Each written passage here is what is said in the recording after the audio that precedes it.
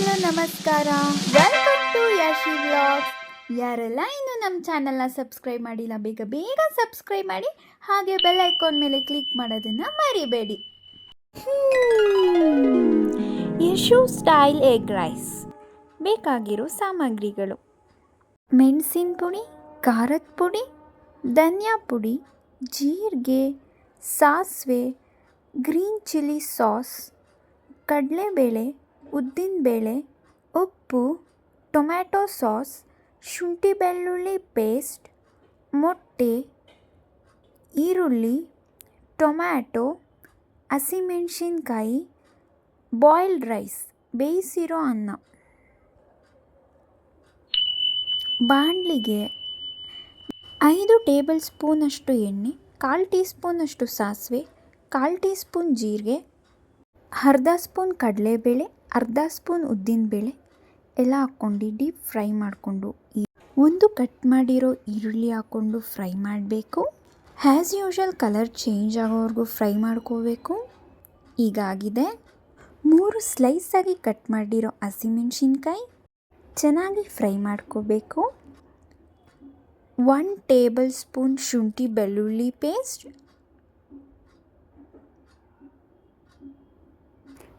ಹಾಕ್ಕೊಂಡು ಅದನ್ನು ಕೂಡ ಹಸಿ ವಾಸನೆ ಹೋಗೋವರೆಗೂ ಫ್ರೈ ಮಾಡ್ಕೋಬೇಕು. ಚೆನ್ನಾಗಿ ಫ್ರೈ ಮಾಡ್ಕೊಳ್ಳೋದ್ರಿಂದ ಒಳ್ಳೆ ಟೇಸ್ಟ್ ಬರುತ್ತೆ. ಇವಾಗ ಕಂಪ್ಲೀಟಾಗಿ ಫ್ರೈ ಆಗಿದೆ.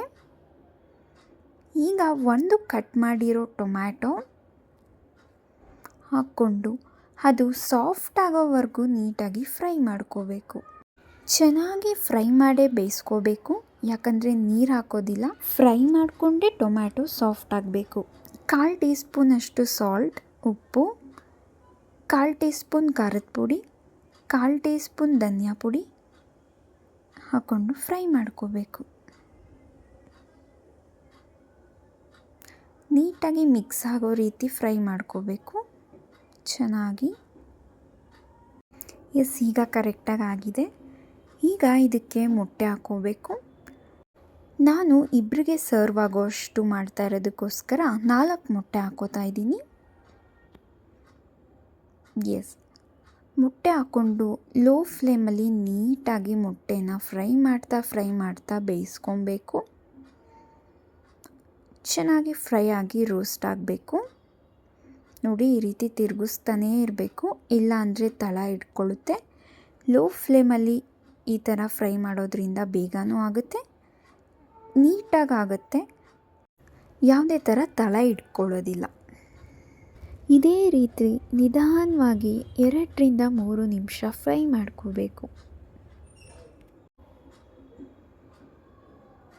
ನೋಡಿ, ಆಲ್ಮೋಸ್ಟ್ 2 to 3 ಮಿನಿಟ್ಸ್ ಫ್ರೈ ಮಾಡಿಕೊಂಡ್ರೆ ಈ ರೀತಿ ಮೊಟ್ಟೆ ಎಲ್ಲ ಚೆನ್ನಾಗಿ ಫ್ರೈ ಆಗಿ ಬೆಂದಿರುತ್ತೆ. ಈಗ ಅದಕ್ಕೆ ರೈಸ್ ಆ್ಯಡ್ ಮಾಡ್ಕೊಳ್ಳೋಣ. ಆಲ್ರೆಡಿ ಮಾಡಿಟ್ಟಿರೋ ಅನ್ನ ಇವಾಗ ಆ್ಯಡ್ ಮಾಡ್ಕೊಳ್ಳೋಣ. ನಾನು ಇಬ್ರಿಗೆ ಆಗುವಷ್ಟು ಎಗ್ ರೈಸ್ ಮಾಡ್ತಾಯಿದ್ದೀನಿ, ಸೊ ಎಷ್ಟು ಬೇಕೋ ಅಷ್ಟು ಹಾಕೋತಾ ಇದ್ದೀನಿ. ಅದ್ರ ಮೇಲೆ ಸ್ವಲ್ಪ ಖಾರದ ಪುಡಿ, ಸ್ವಲ್ಪ ಧನಿಯಾ ಪುಡಿ, ಸ್ವಲ್ಪ ಮೆಣಸಿನ ಪುಡಿ,